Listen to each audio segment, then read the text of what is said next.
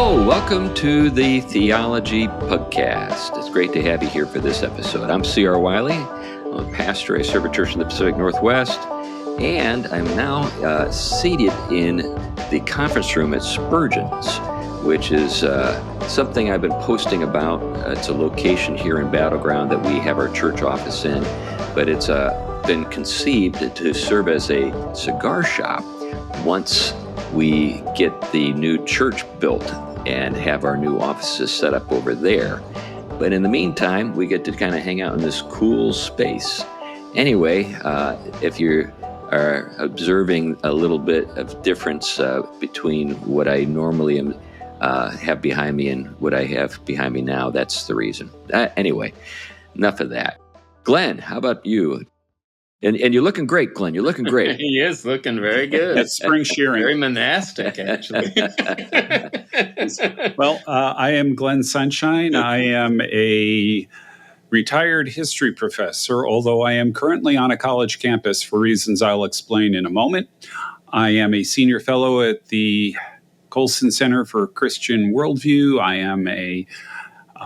have my own 501c3 ministry, Every Square Inch Ministries. I work for Reflections Ministries. I do a whole bunch of other things, including freelance speaking. And right now, I am at Carson Newman University, where my daughter Elizabeth is a professor of Old Testament. I am in her office right now because we are visiting her, and rather than being at her house, I am here because she just had my second granddaughter.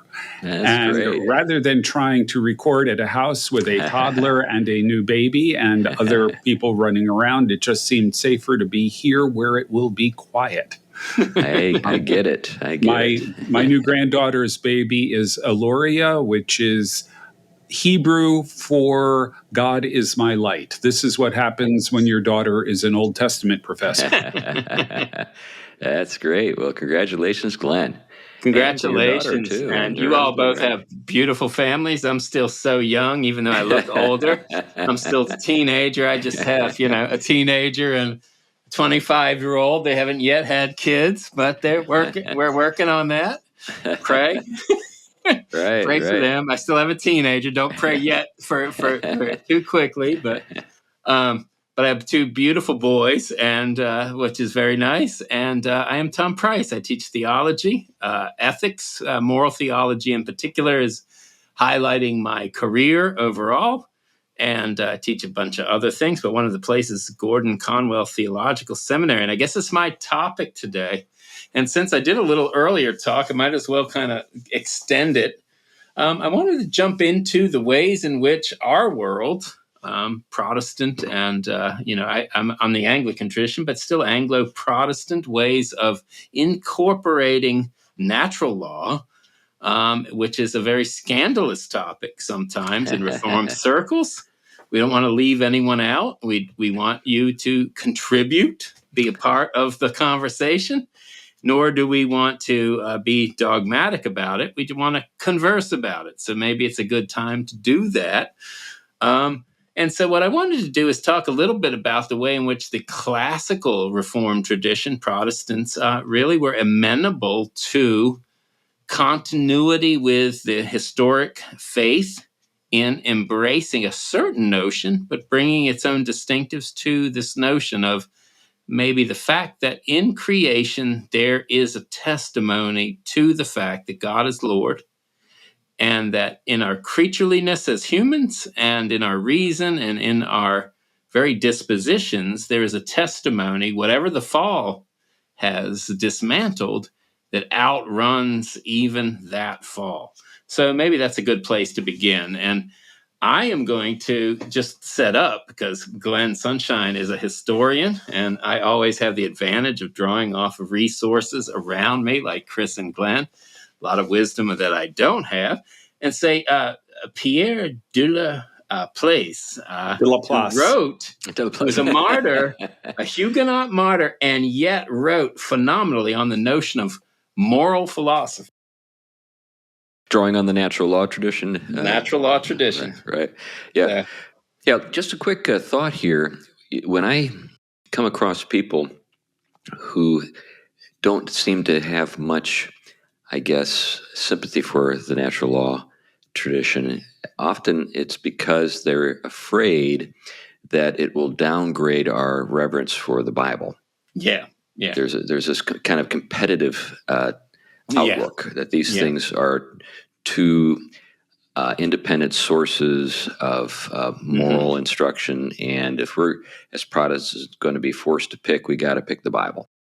And one of the things you noticed about reformers, and this I think Rich Muller and Dave Steinmetz used to argue very well, and I think they're two great church historians. They used to argue well that if you read the history in opposition, that's what you get. But if you read it in a certain kind of continuity, then you don't get that flavor. And what happens is when you read the historic Protestant understanding of things, that they were not at odds with most of the core convictions of the church across time. What they were worried about is that some innovations developed that distorted the grace character of all things, right? And so for them, it wasn't that nature didn't somehow attest to the divine goodness, or that as even fallen creatures, somehow there was some sense in which grace reached us in a way we didn't deserve, but still allowed us to be creatures and have civilization and have ideas and have things that allowed us to flourish.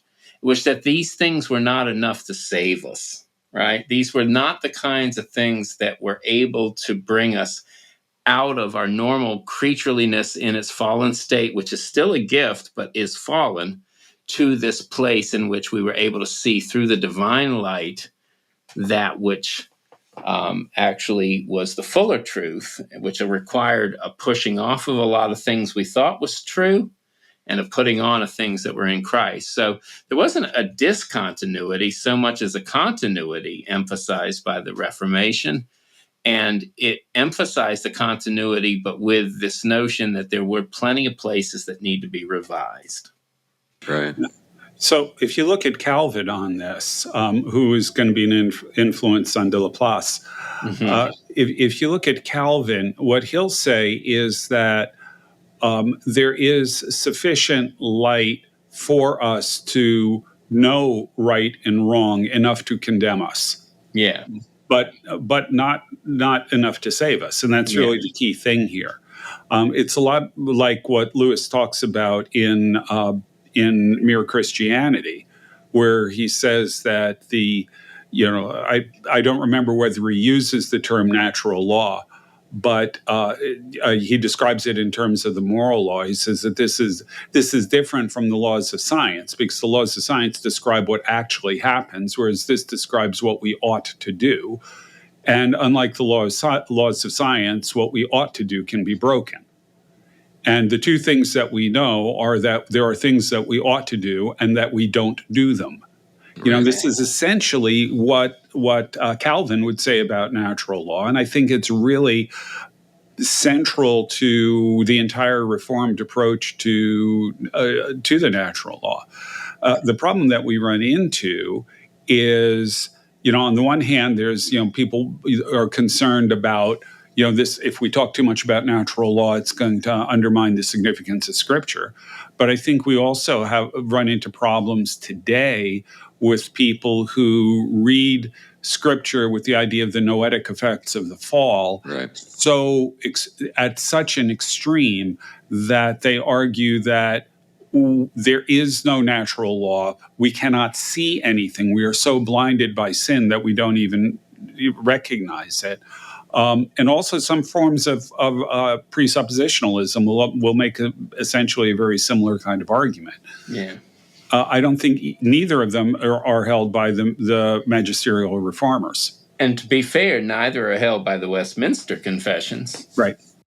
Yeah, you brought out, I think, the really significant point that seems to be missed, and I don't know why it is missed so, I guess, broadly, and that is the natural law never saved the soul. That the argument for the natural law is not an argument for a soteriology that can be distilled from nature. The point you made is it condemns us, and so it's something that we ought not to be afraid is going to somehow, sort of get in the way of our appreciation for what Christ did for us on the cross and the resurrection. Yeah. When I talk to people about this, that's the point I stress. I note when we look at the natural order of things, there's nothing that we can see that would give us any indication that there's such a thing as a resurrection. Now, we might say there are things out there that maybe give us a little, I guess,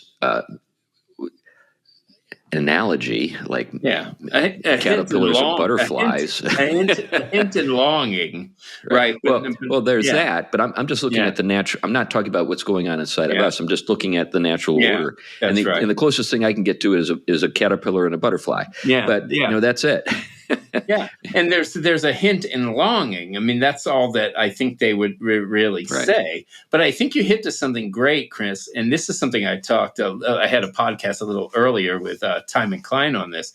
And one of the things we were saying is that one of the interesting things about the Reformed world and Protestant world, and I would consider my own tradition in this as well, is that we do understand that part of the natural, not supernatural, but the natural desire of the human being is the glorification of God and our happiness in God. This isn't a super addition to an otherwise secular, realizable life, but this is what it means to be a human. So there is a supernatural end to our human naturalness. Augustine puts it this way, that we're restless until we rest in him, right?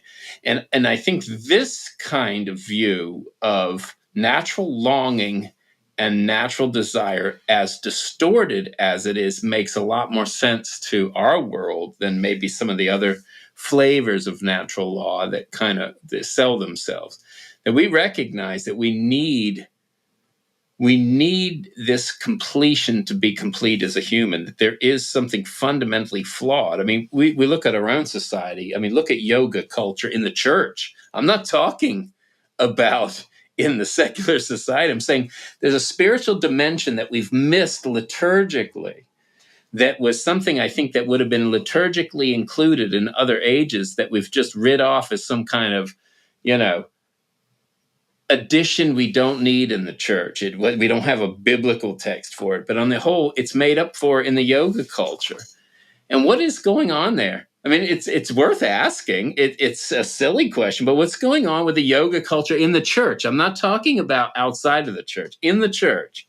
Right. Well, it's fun that you bring this up, because I think most of the churches in the Reformed world would agree with you that the yoga culture thing is incompatible. But I remember Amy Bird on Mortification of Spin was famous for I'm sure she does her love yoga. Of yoga. I don't know her, but I'm sure. So the question, the whole yoga thing brings up a whole different set of issues that the church, by and large, doesn't really know what to do with the body. Yeah. And that's, that is sort of a whole different thing from natural law. But what I find really fascinating is the degree to which so many guys in the Reformed world have so resolutely turned their backs on the idea of natural law, when it is very, very much part of the tradition. I mean, I think it's Steve Grable put together an entire book of texts on the natural law tradition from major figures in the Reformed world. Yeah. Right. Yeah, and this author too, as well, to show everyone. Yeah. I think a very important work for the Reformed world, the Reformed roots of it.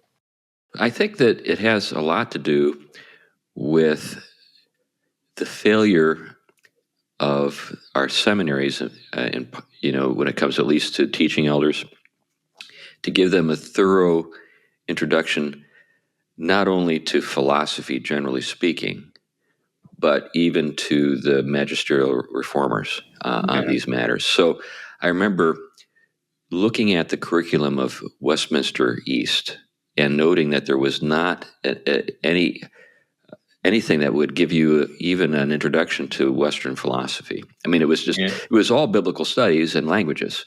And of course, presuppositional apologetics. in which Van Til does all of your reading for you and regurgitates tells you what to for think you. about those Yeah, it matters. tells you what to think about everything. Yeah, So you never actually read anything for yourself. This is one of the things I tell those guys. I say, hey, I'm okay with you staying presuppositionalist. I just want you to read what Calvin read. Yeah, that's it. Yeah. Read them without that lens. It's Right. okay. You can read the lens after that, and that's fine. Well, that was my point about Pierre de Laplace. Is here's your figure, a Huguenot figure, very much. I mean, he's a martyr. He had dung thrown on his martyred body, and yet here was a guy who defended, and recently, I mean, Timon just shared with me, republished version of moral philosophy on ethics. And what he wants to argue is that on the moral philosophical end, you can argue for, in continuity with engagement with Plato, Aristotle, that whole tradition, that we have a reasonable case that can just as much interact with and outflank, if you will, the best of philosophers because of the divine light we have, but we don't have to shy away from engaging in that kind of activity. So something that Glenn brought up, I think, is relevant at this point. So when we think about the noetic effects of the fall, obviously we all should concede that there are noetic effects. Right. Yeah. But why would people think that would exclude the natural law from consideration when a person who's unregenerate and has still not received the Holy Spirit to help them read the Bible not be also it would also not be the case that you can't read the Bible with it and get anything out of it. In other words, they're playing a little game here. The noetic effects ruin our ability to understand the natural law, but when it comes to the Bible, not so much. Well, I think their answer to that would be that the Holy Spirit works through the Bible. He doesn't work through natural law. And but that's not true. Well, even Scripture attests to that. You're right, but I think that's how they would play it. Right. Yeah. But the thing is also then when you get to let's kind of bracket into a few different discussions. I mean, we all know because we work in arenas that take our theological convictions into domains that aren't agreeable to that. Right. Chris is writing a book on transhumanism. Glenn has written on a host of things dealing with matter and energy.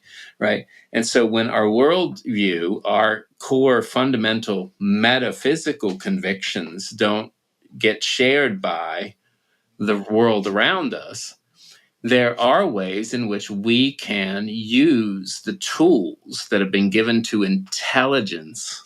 That is, I would argue, is a gift along with the early church. They would say these are gifts, are intelligence corresponding to an intelligibly created world, that we can make arguments that do bear witness to reality. I'm not saying people have to believe those arguments. I'm saying that they can correspond to reality when they are sound arguments grounded in a relationship to the truth of things, and that there are limited senses in which even the fallen world has an antenna as creatures that is beyond them as a gift that allows them to see a few things that become points of contact for the gospel.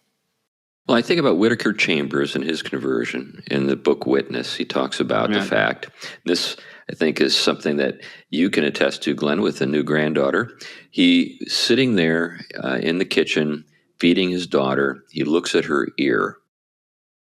And that is the point of his conversion. Yeah. He sees the ear. It's not as though he was reading Romans and came across anything that would give him a sense of his sinfulness. He saw this ear of this girl and said, God. Yeah. In other words, what I'm getting at is the Holy Spirit did use the natural order to speak to that guy. And you can go through the history of Christian conversions and identify just hundreds, if not thousands, of cases of recorded conversions based on this sort of thing. It wasn't because they were in a Bible study or something or listening to a street preacher. you see Don Richardson. You remember this story, Peace Child, right? Mm-hmm. Right. Remember where there's basically a redemptive analogies ingredient within cultures otherwise antagonistic to the gospel. Right. Yeah. There's a sense in which the gospel's redemptive story can find analogies therein. Yeah, he's got another book called Eternity in Their Hearts. Yeah, that's right. Which expands on the idea. Peace Child is a rather extreme example of that. Yeah, because of the really bizarre nature of that particular culture. Yeah. But if you look at C.S. Lewis again, look at the appendix to Abolition of Man. Yeah. Everybody reads at least the first essay of that and then probably leaves the rest of the book alone. But the appendix is actually, to me, one of the more interesting parts of the book, because in it, what he says is, look, if you go across cultures, you will find that there is a stunning degree of commonality between the cultures in terms of what they think of as right and wrong. Yeah, he says, everybody says, morality is relative. Everybody, all these cultures believe different things. He says, well, wait a minute. Let's take a look at them and see how different they really are. They fuzz around the edges, but the core commitments are the same. Yeah, I think too, it has to do with hundreds of examples of this. Yeah, I think it has a lot to do with who's doing the reading when it comes to the culture. So you think about a person like, Montaigne. And, he wrote about cultural diversity because he's trying to undermine any kind of shared moral vision that exists across cultures. No, he was a Puritanist. Right, because he's got an agenda. He's trying to undermine our confidence in what the natural order is saying to us. But they do goofy stuff. I mean, and they're not consistent themselves. The old joke is, when it comes to people who, like philosophers who maintain that, morality is relative to culture, they're pretty adamant when efforts are made to cut their pay. They'll say that's not fair. Or when it comes to, losing tenure, they'll make arguments that are really drawing on natural law to further their own personal agenda. But when it comes to anything that would call into question their own moral standing, that's when everything becomes relative. Yeah. Well, that's the difference you get with, do the place. I mean, here's a martyr. Here's someone who was martyred for this. Glenn, I'm sorry. Yeah. Well, it might be worth actually telling the story of what happened to de Laplace. Yeah. But a quick thing on Montaigne. Again, he's a Pyrrhonist, which is a kind of skeptic that Pyrrho was a smart enough skeptic that he didn't say you couldn't know anything. What he did is he just simply questioned everything and never reached conclusions. Yeah. So above the door to Montaigne's library, he had what amounted to be Pyrrho's motto carved in. In French, it's que sais-je, which means, what do I know? And he asked the question and he never answered it. Because to answer the question is to say that there is an item that you know. And Pyrrho would not commit himself to actually knowing anything. And so that's the nature of Pyrrhonical skepticism. And Montaigne was really taken with this, which is why he writes these essays in which he is constantly raising questions that challenge fundamental assumptions about the world, about morality, about all of these kinds of things. But he never offers an answer. He never offers a conclusion, because to do so would violate his particular brand of skepticism. Which isn't terribly helpful if you want to know how to get through the day. Well, and I think that, and again, classic philosophers just would have none of it. They would just say the metaphysical question presses itself on you, whether you want to shy away from it or not. I ran into one guy who said that whenever he ran into somebody who claimed to be a real skeptic, he would whisper in his ear, "Your fly is down." And the guy would always look. Yeah, that's good. That's fun. But still, whether or not they buy the logic of it or the existential move, the undeniability of existence is presupposed in even its denial. I mean, logically, you can deny logic, but at that point, you've just escaped any measurable way of dealing with these things. And Christianity didn't shy away from that. They took up the mantle of logic and reality and just worked it into a richer vision and said, we don't have to end with skepticism, and we can take the rich finds of realism that philosophy had and put it into a much more complete vision of things. Yeah. By the way, I just want you to note that everybody that we've been talking about so far is French. We got Calvin, we got Montaigne, we got de Laplace, and I'm about to give you Descartes. You could do it with the Dutch, too. You could do it with the Dutch, too. Descartes' entire cogito ergo sum, I think, therefore I am, was a way of answering Pyrrho. Okay. Yeah. Historically, that was the purpose of it, because Pyrrho was such a big deal. It was destroying pretty much everything that people, the intellectual world of the day. He was looking for something that was certain, that couldn't be doubted. And the one thing he could be certain about was that he could doubt, or in other words, he could think. And that's what that was historically what the cogito was about.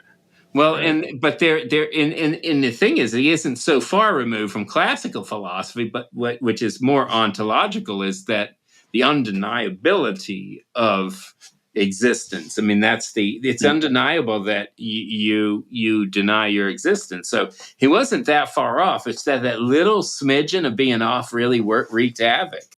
Well, and by the way, it's worth noting, we'll bring up a North African now, move away from France.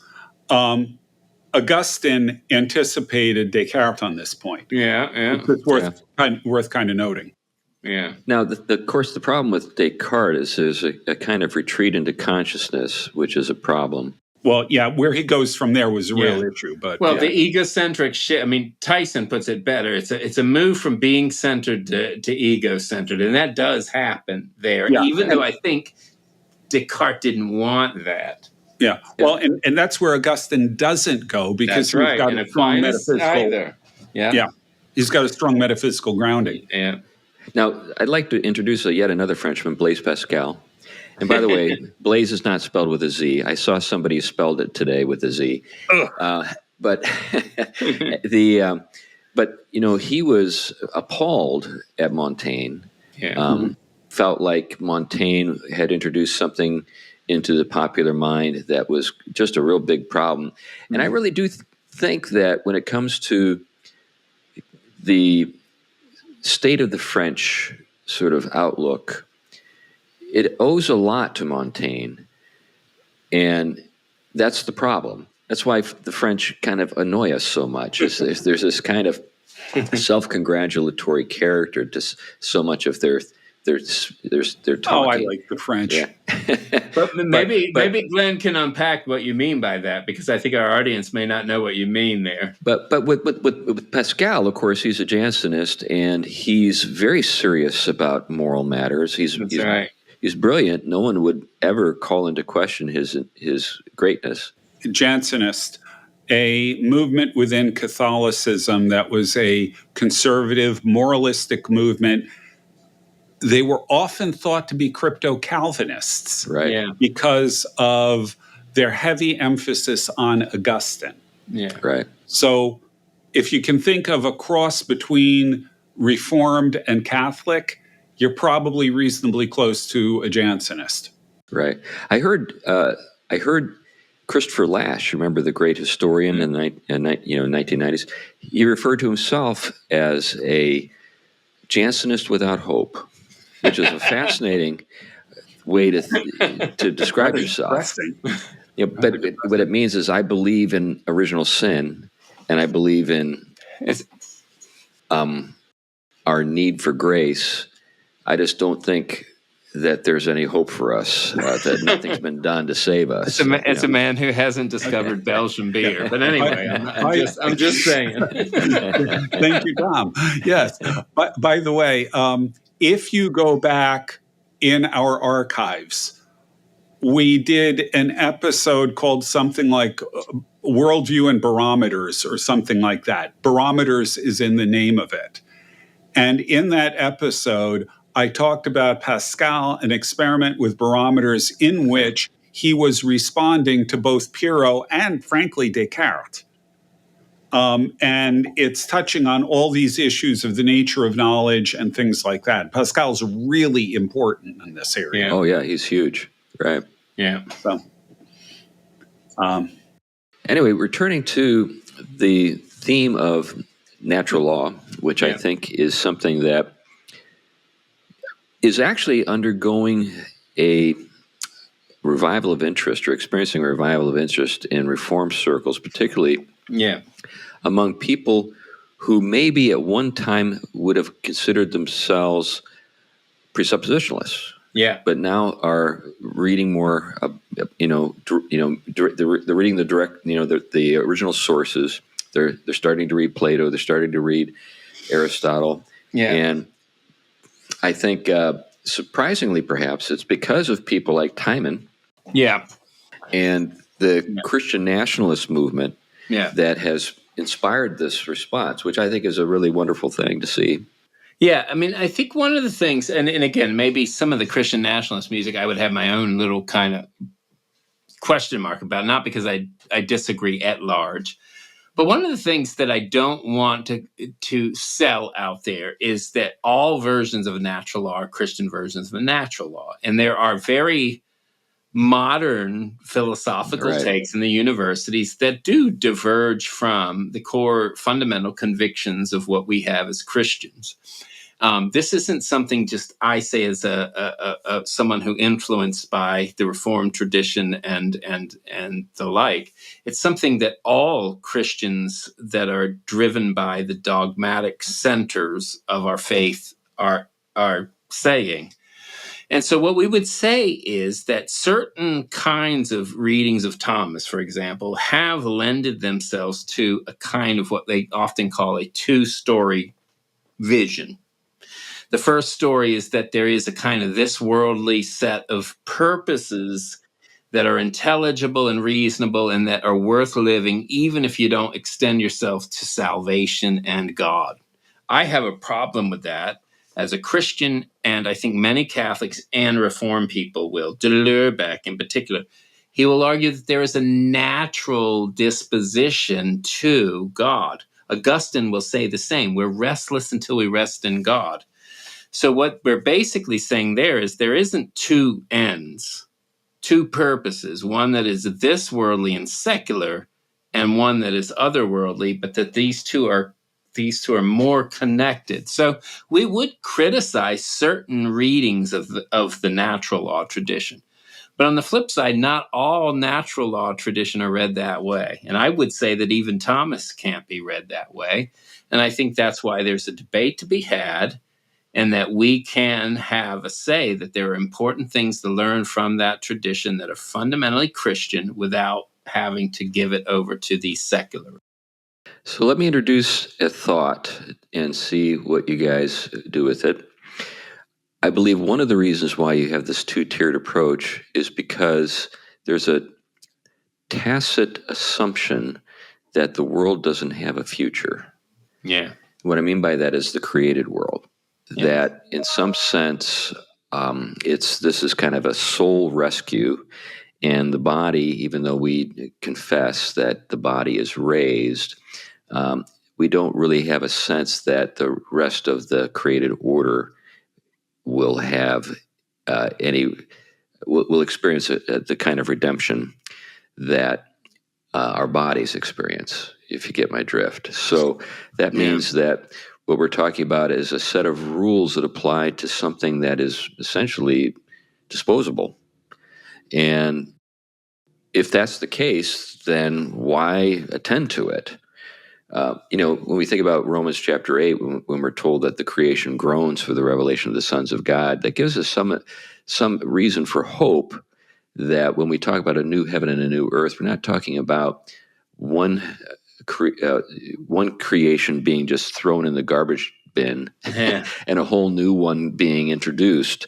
that's What we're right. talking about is some remarkable um, recovery. Yeah, I mean, obviously that's pretty mammoth when we think about what we know concerning the world and its connection to even the larger yeah, picture of the universe. But that's the Christian hope. It's not just soul rescue or even soul with body rescue. yeah, yeah, It's the whole created order is in some yeah, sense recovered or restored. Yeah. I suspect that Christ's resurrection is a paradigm not only for the resurrection of our bodies, but for the resurrection of the cosmos. Right, right. yeah, Yeah, I think that there's a lot to say for that. Now, of course, you'll have people who note that, Peter talks about the elements burning up and all of that kind of thing. But I think there's a way to read that that's consistent with what we're talking about. yeah, What we're talking about is the impurities yeah, being yeah. burned away. Well, that's it. The glorious freedom of the children of God. This notion that the creation itself is groans until it is liberated from all this kind of stuff that has held it into captivity from Adam and Eve's kind of default in falling into sin. And so, the holistic redemption of all things, I don't think we have an imagination for that. It's clear. I think our liturgies point to it beautifully. Our poetry does, but I don't think we literally know how to capture that, and that's okay.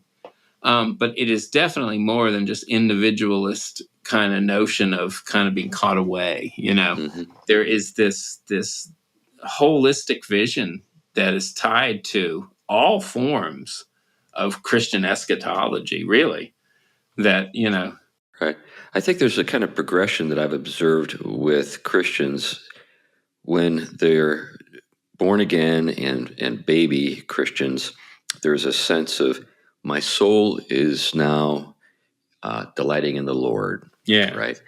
But my body is just a bag, and yeah, someday I'll be freed from this. And then they grow in their understanding. They say, no, my body will be redeemed. yeah, But it's just me and my body now, my soul and my body, and they don't have any sense of the corporate nature of salvation and yeah, their connection to the church at large. And then yeah, they grow in their understanding and they, oh, okay, well, that's included too. I'm a part of the body of Christ and we're all in this together. And so now, but I think the final step is the larger created order. yeah. And I don't see, I mean, it's just, I think, a small fraction of people who get that. Yeah, I often say that you can take the most radical transcendence of Plato and the most radical material of Democritus, combine them both, and you still haven't got a grip on what Christians mean Right, about the right, two. right. That we are talking radical spirituality is so transcendent that it can be present in the embodied nature, and that the embodied nature is not material in some kind of detached way, but is spiritual fundamentally, and that these two things are in harmony, and they don't have the oppositions that most of the philosophers created for them.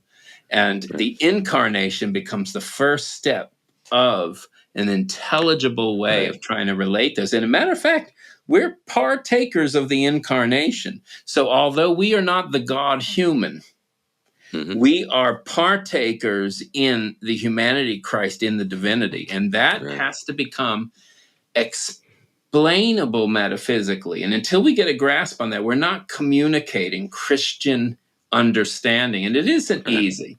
Metaphysics is hard work, and it's not something that is easy for most of us, but it is essential, because if we can't get the what I call the prevenient understanding of what human nature is, it's hard to understand custom and convention that deviates from it afterwards. So when it comes to the process of educating people and helping them see the full picture, Yeah. the challenge is helping people move into this larger picture Yeah. without giving them the impression that the things that they believed formerly, which were incomplete, are somehow compromised or Yeah. devalued.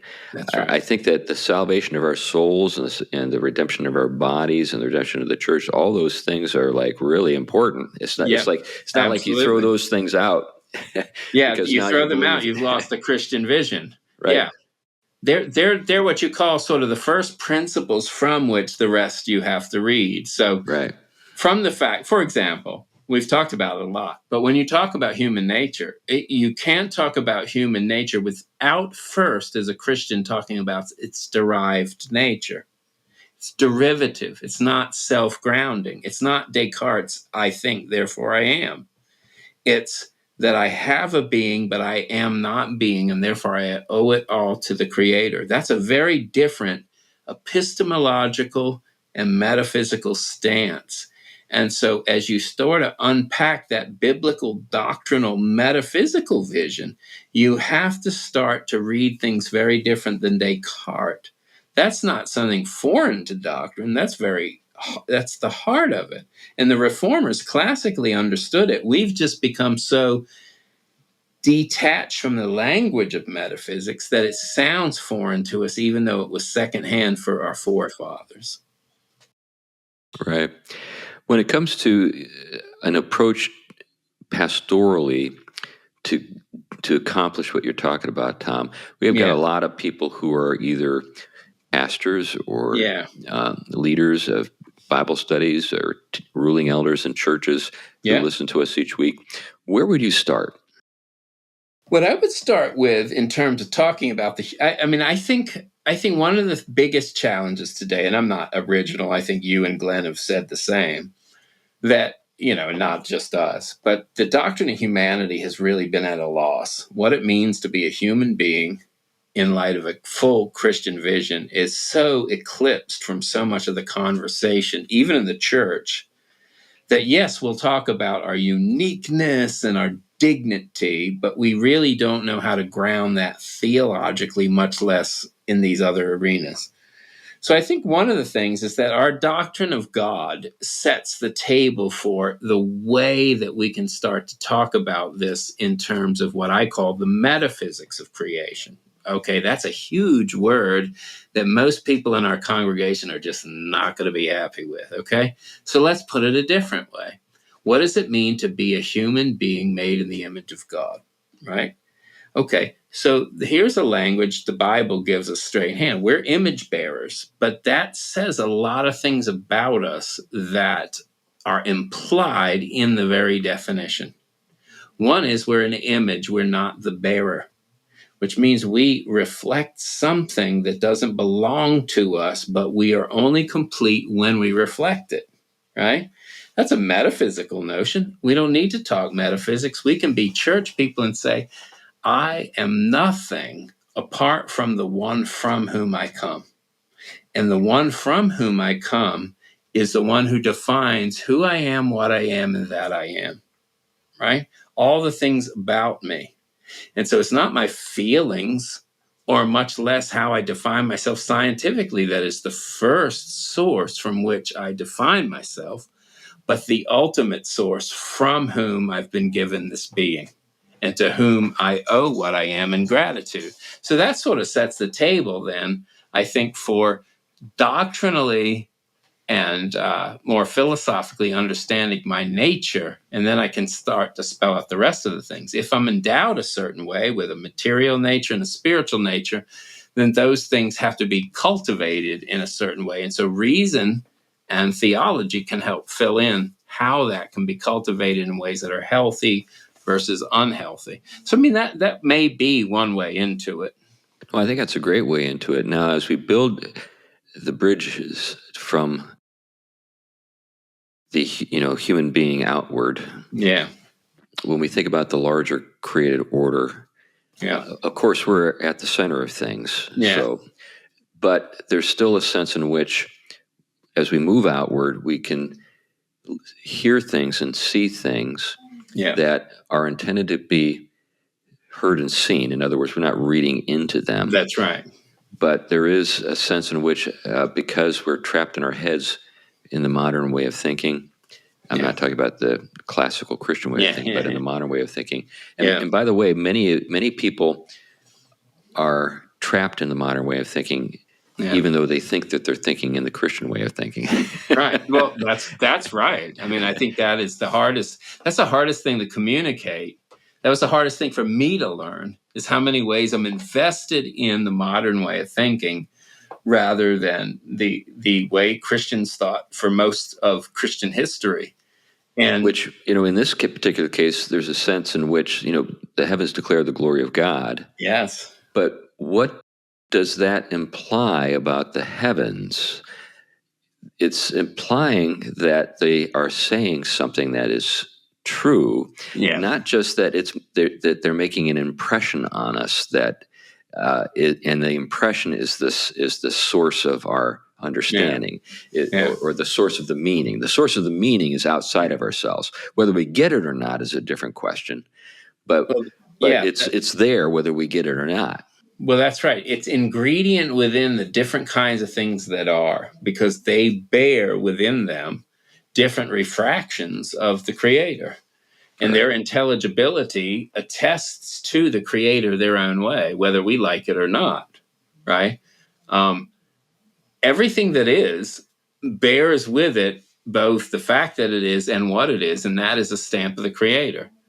I don't, whether or not I relate to that meaningfully does not detract from the fact that those things, my cat, my yard, my car, whatever, these things are really there, and they have their own being, and they have their own intrinsic intelligibility, apart from whether or not I've given them definition or not. But as you know, this is the fundamental problem for many people, is because they really do believe it's their intentions. Well, that's it. Give any action there or anything the meaning that it bears. Well, this is one of the wrong steps. I said there is a right step because I'm with Glenn. I like Coleridge, but there is a wrong step to the Reformation. I mean, not Reformation, to certain kind of romantic movements that see the creative impulse and constructive, imaginative interpretations as making up for what classically was understood as an ingredient, metaphysical, sacred vision.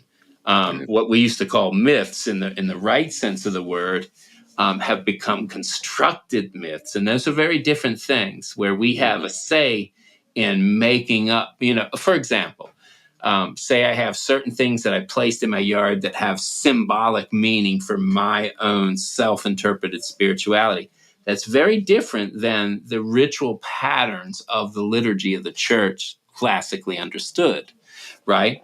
And that's a different way of relating to the things that are out there. One is that I myself am kind of giving a self-definition that edifies me, versus me being a participant in a wider reality where those things already have been charged with a certain meaning, a grandeur of God.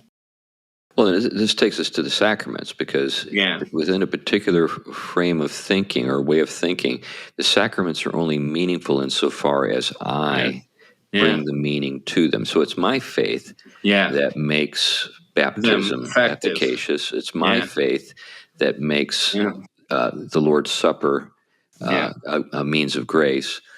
Whereas the older understanding is that, no, these things are just actually the case. And whether you get them or not, it doesn't matter. Get your kid to that font. Right. Because, just think about it this way. Like each week when I fence the table, because we observe the Lord's Supper every week, we receive the sacrament on a weekly basis. I note that in 1 Corinthians 11, Paul warns us that if you don't discern the body, you bring judgment upon yourself. In other words, it's not so much that I'm coming to this with a lack of faith, therefore I'm being judged. What's occurring is that this bread and wine is connected to the body and blood of Christ, whether or not you understand that. And the fact that you don't understand it is the problem. Well, and I think that's the whole of reality. in many ways. I mean, that's what we're saying as Christians, that all of creation is related to God in that way. And yet, in light of Christ, it's even more fully related to that kind of thing. And so when Christians go and preach the gospel, they're preaching the gospel in light of that kind of Eucharistic vision, that all things are not merely testimony that there is a God behind all things, but God is really effectively present. And he is, what did St. Paul tell the people, the pagans? He is not far from any one of you. I mean, think of that. He is so close that you're missing him. This is very profound, that a created order doesn't detach you from God, but connects you with God, even in the fallen set of conditions. What has fallen is your connectedness to that reality, not the reality being present. And I think this is where we don't want to lose the ball as people influenced by the Reformation, is that the reality is very present. It's the flip side. It's the notion that people are out of sync with that, and that the call is to draw them into being. And I think with Lewis, I think one of his rich gifts to us is that there are all these echoes, even in our fallenness, that say we want that, but we rebel against it. It's this weird kind of juxtaposition that on the one hand we're made for eternity, but on the other hand we want the cheap alternative rather than the genuine article. And this is a way of exposing that we're made for eternity, but on the flip side we're fallen, and we need something to readjust us to that eternal gift. Yeah, one of the things that I think is also really helpful in Lewis here is, as the sun is gradually one of the things I think is also helpful in Lewis here is his essay on a tool shed. Oh yeah. Where speaking of the tool shed, the sun is shining on you right moving, now. Yes. He talks about a beam of light coming in a dark tool shed, and you can look at the beam of light or you can look along the beam of light.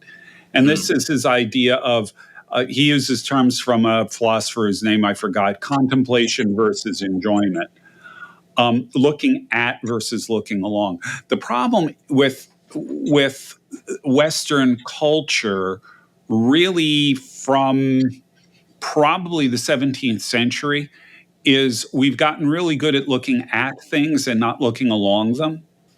And so what happens, for example, in the Lord's Supper is we get into all kinds of arguments about what is going on with the bread and wine. I mean, this is even happening in the 17th century. We're so busy looking at it, we don't look along it. We don't just appreciate that something is going on here, and let's enjoy it, to use Lewis's other term here. We don't have to understand it. We don't have to have a complete grasp of what's going on here. We can just simply participate, which is actually the word that is used. The word that's used in Greek is koinonia, have fellowship with or participate with. We can actually just participate in it.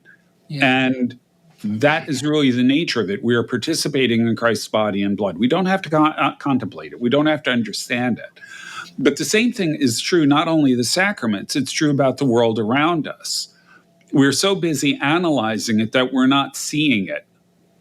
We don't recognize that what the world is, that the whole thing reflects the God who created it. Every bit of the universe, every bit of creation is a reflection of the God who made it.